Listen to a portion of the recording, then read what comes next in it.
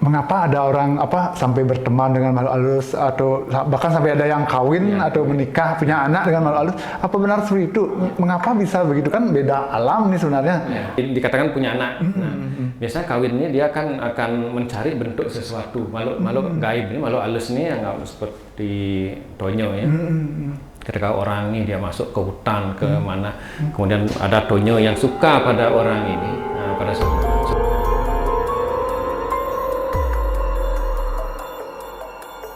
Om Swastiastu, Semeton KJR 7 kembali Beli Kejor menemani Semeton dalam obrolan Bali Niskale.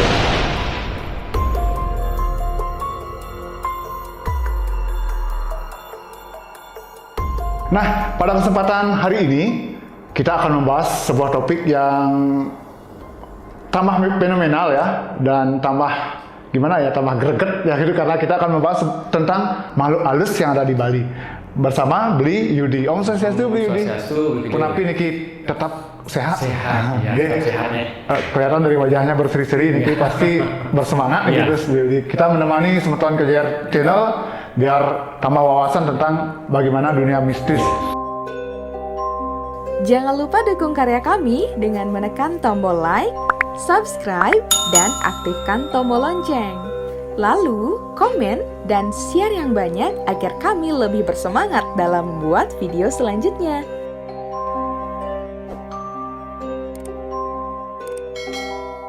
Nah, kemarin kita sempat menyinggung bahwa makhluk halus di Bali ini kok jenisnya banyak. Sebenarnya seberapa banyak golongan jenis makhluk halus di Bali ini ke Beli? Ya, makhluk gaib kalau di Bali, nah dari cerita dari para tetua, para penua Dumun, dulu banyak sekali, dan kemudian memang kita kenal di Bali di kelompok-kelompokan dengan banyak jenis dan banyak nama ya. Setiap kelompok ini lain bentuknya, namanya lain juga. Nah, kalau kita paparkan satu persatu, ada Memedi, Tonyo, Regek Tunggek, Baku, Bake, nah, kemudian apalagi Anjo-Anjo, Njak Pupu, Basang-Basang, Ketutup, kemudian ada disebut dengan Gegendu, nah, banyak lagi dan banyak lagi gitu turunnya. Masing-masing itu perbedaannya seperti apa? Perbedaannya dilihat dari wujud, bentuk, dan tempat-tempat yang dihuni. Nah, itu kita dikelompokkan di sana. Anggaplah seperti Memedi sama Tonyo. Nah, memang dia kalau Memedi ini biasanya warnanya merah, ya. Kemudian seperti berambut tapi warnanya merah, ya. Kemudian Tonyo ini dia wujudnya seperti manusia, tingginya. Kalau kita bayangkan tingginya sekitar 2 meteran, ya 2,5 meter, ya itu dah. Cuma bentuknya dia warnanya coklat. Nah, kemudian kalau Memedi, kalau kita papar sih banyak sekali ya. Nah, kalau Tonyo ini, Tonyo dia hidupnya di tempat-tempat yang memiliki energi yang bagus. Nah, pengertiannya energi ya bagus. Kemudian pada sungai. Sungai ada pada sungai yang memang energi bagus. Ketika ada sungai yang angker, karena memang ada makhluk gaibnya. Kemudian ceburan yeh ini biasanya kan setiap hari dia air tuh air terjun, gerojogan. Nah, kemudian energi ini juga disenengin oleh Tonyo. Nah, biasanya makanya Tonyo ini kadang-kadang dia menjadi penguasa tempat tersebut. Makanya kalau di masyarakat kan cara Tonyan nye itu cara Tonyan batu ya, yang dia mendiami, kemudian dia menguasai tempat-tempat tersebut ya. Hampir sama dengan Memedi, cuma Memedi ini dia tempat tinggalnya pada semak-semak belukar yang belum terjamah. Adapun tempat yang pohon-pohon besar Memedi ini, tapi jauh dari kehidupan manusia. Nah, kalau Baku, Bake, mereka itu kan tempat-tempat, kalau Baku tempat-tempat yang nggak kotor, kalau Bake ini dia tempat yang memang agak bersih ya, itu bentuknya. Kemudian kalau Regek Tunggek, Regek Tunggek ini kalau di luar disebut dengan Sundal Bolong ya. Kuntilanak gitu. Kuntilanak. Nah, itu kalau di Bali disebut dengan Regek Tunggek. Nah, biasanya paling sering kita bisa nemui Regek Tunggek ini di pohon-pohon yang disenangi yang warnanya ngalum. Pohon-pohon bunga, bunga biasanya pada yang harum ngalum ya, bunga sandat, kemudian juwet. Nah makanya kalau anak kecil nyari juwet pasti ada yang jatuh ya. Biasanya itu dipermainin oleh regek tungge. Gitu. Jadi ini kan masing-masing makhluk gaib ini kan makhluk halus ini kan punya tempat tersendiri, dimensinya kan sama. Apakah mereka bisa saling melihat? Umpamanya Memedi bisa melihat Tonyo niki, bro? Nah. Bagus lebih kejur ya. Soal bahasa apakah sama makhluk gaib bisa saling lihat? Tidak. Oh ternyata tidak. Dimensi lain-lain sama kayak kita sama manusia dengan makhluk gaib itu juga dimensinya lain-lain. Cuma kadang-kadang pada saat-saat tertentu dimensi terbuka. Kalau pada manusia kan kalau di Bali disebut dengan sandi kalo ya. Sandio kalo sandi ya. Sandi ini modelnya agak serem ya, modelnya agak pergantian ya. Nah di mana pada saat pagi hari baru matahari baru sunrise, belum terbit baru mulai merah-merah itu kemudian saat tengah tepat kemudian saat sandikala sorenya kemudian sampai sarumo nyerepet dan kemudian tengah malam. Nah itulah di sana dimensi-dimensi antara alam gaib dan alam nyata terbuka sehingga kadang-kadang pada waktu-waktu ini sering terjadi kontak antara manusia dengan makhluk gaib. Bro, apakah makhluk gaib ini selalu mengganggu manusia ataukah hanya manusia yang salah yang diganggu atau gimana Niki? Nah, tergantung makhluk gaibnya ya. Tergantung makhluk gaib.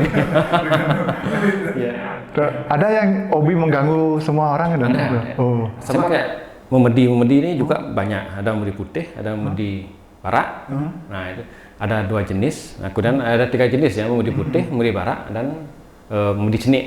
Nah kemudian yang sering mengganggu adalah Memedi barak. Nah itu biasanya mengganggu pada saat-saat orang punya hajatan, ya, ada kemudian ngelah gayen itu, kemudian bisa saja tiupnya pisau ataupun alat-alat kerjaan itu disembunyikan. Nah itu biasanya ugegnya, jahilnya. Nah kemudian kalau nyakiti bisa juga karena kesalahan orang tersebut. Nah tipe-tipe makhluk gaib ini juga memang tipenya ada seperti manusia juga ya, ada yang polos, ada yang juga sering jahil gitu ya. Yang jahil ini kadang-kadang juga bisa nyakitin gitu. Mengganggu manusia sampai sakit. Nah itu. Ya, sehingga ketika contohnya ketutub. Nah itu di Bali disebut dengan ketutub. Makhluk gaib ini dia bentuknya dari kaki sampai ke bawah lutut. Itu besar. Itu kan dari telapak kaki ya, sampai ke lutut segitu tapi besarnya, yang sebesar pohon pisang. Makanya pada suatu tempat yang jarang dihuni orang, kemudian ketika kita santi itu suaranya dug. Makanya kalau itu satu kaki satu kaki. Ya makanya kalau suara dug itu tuh tidak ada wujudnya, pasti ketutub. Makanya ketutub tub. Nah maka disebut dengan ketutub. Ya. Ya kalau yang berbentuk tangan ada juga di Bali disebut dengan tangan-tangan. Ya sebut tangannya sampai dia pada siku, dari jari sampai ke siku itu besar dan berbulu. Itu juga bentuk makhluk gaib. Niki yang jadi pertanyaan Niki, bro. Sebenarnya apa yang menyebabkan kenapa bisa makhluk halus atau makhluk gaib itu di Bali, kemudian di Jawa beda nih kalau mungkin di Sumatera lain bentuknya, kalau sedangkan sampai ke luar negeri makhluk halus kan lain bentuknya. Apa yang menyebabkan? Apakah mengikuti apa di sana daerah atau gimana? Apakah itu bentuknya itu merupakan hayalan dari manusia? Ada juga bentuk-bentuk makhluk halus yang hayalan dari manusia, di mana manusia itu akan terfokus pada pikirannya sehingga pikiran ini membentuk suatu bayangan, bayangan ilusi. Nah, itulah bayangan ilusi ini juga menjadikan kadang-kadang dia sendiri takut pada bayangan yang dibentuknya sendiri, kan gitu ya. Nah, tapi memang makhluk halus ini sangat banyak sekali bentuknya, kemudian setiap daerah pun lain-lain. Nah, itu kenapa bisa lain? Nah, ini masih kita harus teliti. Ya. Nah, tapi di Bali karena itu memang dari dahulu kala memang sudah ada. Nah, itu di Bali memang agak aneh dikit. Ya, kemudian banyak bentuknya, jenisnya. Kemudian kalau buto anjo itu dia disebut dengan buto anjo, dia kepalanya terbang. Ya, kalau terbang Kepala aja nih. Ya. Oh. ya basang-basang dia jeroan itu aja terbang. Makanya kan di film ada dulu film Liang Ngaka ada itu adalah budaya Anjoy. Nah, keluar kepala terbang gitu. Itu memang makhluk gaib, bukan leak. Beda nih Kang. Ini dah antara kalau ilmu penglihatan orang itu dia akan mensinergikan antara tubuhnya dua nalit dengan dua agung aluk yang ada di alam ya, sehingga mensinergikan dengan tujuan tertentu ya. Nah, ini pun kan budaya Anjo ini adalah kepala terbang, kemudian ada juga besang-basang, banyak sekali jenisnya karena dari tetua kita sudah mengkelompok-kelompokkan seperti itu.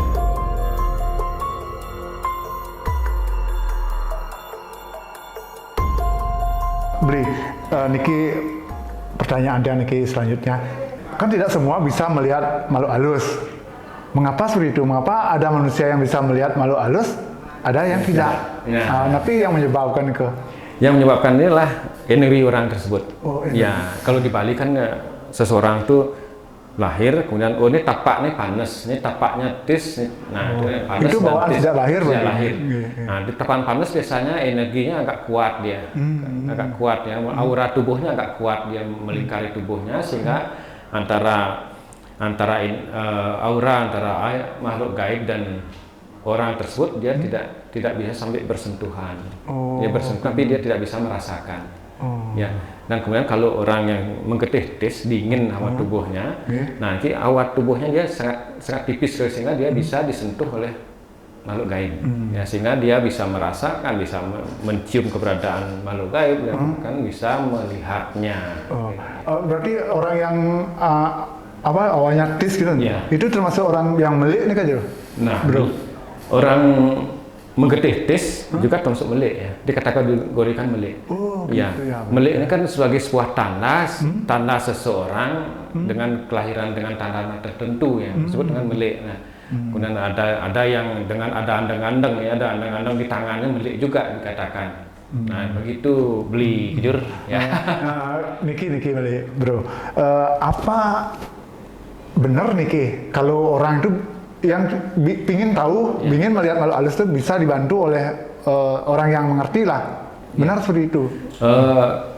Ingin tahu ini tergantung dia, beli kejur ya tergantung. Ingin tahu ini entah dia nanti bisa langsung melihat langsung, hanya bisa merasakan dan hanya bisa dirasakan saat tidur. Nah, berarti paling sering pada orang-orang awam kan bisa dirasakan saat tidur ya. Saat tidur ketika kalau di Bali disebut dengan kededepan, di mana seseorang merasakan tidur antara alam tidur dan alam nyata, sehingga dicari sesuatu makhluk, nah di sana bisa komunikasi ataupun berteriak, nah itu di sana biasanya memang itu terjadi ya. Nah, kalau dibantu dibukakan energi gitu ya, dibantu mata batin, entah dibukakan aura itu memang ada, tapi sesuai dengan kategori dari hawa tubuhnya. Kalau hawa tubuh panas nggak akan bisa.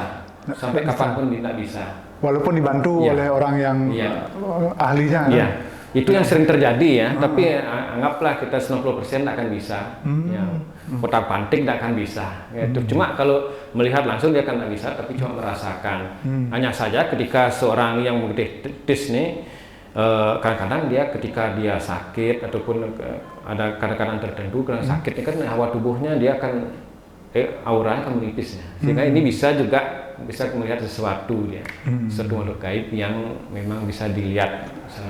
Tadi kalau manusia ada yang bisa melihat makhluk halus, ada yang tidak. Itu memang dari kelahiran. Kemudian kalau makhluk halus sendiri, apakah semua makhluk halus bisa melihat manusia? Umpamanya kita lewat ada makhluk halus, semua melihat kita atau memang sama seperti manusia nih ke? Hampir sama seperti manusia. Hampir sama. Dia juga ada batas-batasannya. Tidak semua makhluk halus itu melihat manusia, enggak. Dia memiliki batas-batasan. Ketika dia ingin melihat manusia, dia juga akan ada menembus batasan ini. Tapi kebanyakan makhluk halus senang ke alam manusia karena alam manusia adalah alam sempurna. Manusia adalah makhluk sempurna sehingga mereka itu ingin berteman pada manusia. Nah ini jadi mengapa ada orang sampai berteman dengan makhluk halus atau bahkan sampai ada yang kawin atau menikah punya anak dengan makhluk halus? Apa benar seperti itu? Mengapa bisa begitu, kan beda alam nih sebenarnya? Kok bisa sampai kawin ya, Kawin, ya ya. kawin kan dikatakan punya anak. Nah, biasanya kawin ini dia akan mencari bentuk sesuatu makhluk gaib ini, makhluk halus ini yang nggak seperti tonyo ya. Ketika orang ini dia masuk ke hutan ke mana, kemudian ada tonyo yang suka pada orang ini, suka pada orang tersebut. Nah, tonyo ini kan mencari bentuk-bentuk nyata. Sebab kalau dalam perkawinan itu pasti ada hubungan, kan tidak mungkin badan kasar berhubungan dengan badan halus, tidak mungkin. Ini tonyo ini akan mencari badan-badan kasar, dan menyilumin, entah itu binatang, entah itu orang yang dekat sana, yang biasanya orang-orang yang dicari itu biasanya agak maaf ya kutip agak belok gitu, sampai idiot biasanya itu yang dicari karena biar tidak bisa menceritakan keberadaan mereka. Oh, kalau sampai punya anak itu anaknya napi jenisnya. Kalau antara manusia dengan tonyo gitu, dengan memedi, anaknya ini jenisnya manusia atau siluman napi? biasa. Tapi dulu sih dikatakan banyak ya. Tapi sekarang yang nggak pernah dengar juga. Kalau dulu dikatakan kan anaknya disebut dengan siluman ya. Dia bisa masuk alam gaib, bisa masuk alam manusia. Nah, gitu. Iya. Dia yang punya kelebihan itu. Jadi anaknya itu 100% siluman gitu. Ya. Artinya bukan manusia, bukan makhluk halus. Ya. Bro, satu lagi nih mungkin pertanyaannya. Kan kita juga mengenal di Bali itu ada liak. Liak niki apakah, kan kita juga tidak bisa melihat yang namanya liak karena dia juga apa ya? termasuk makhluk halus kan liak niki. Apakah dia termasuk makhluk halus atau tidak niki? Liak, nah sebenarnya liak ini kan ada, kalau kita bilang itu halusinasi itu pun cuma mitos-mitos, yang kira bukan ya. Bukan. Sebab liak ini ada lontarnya ya.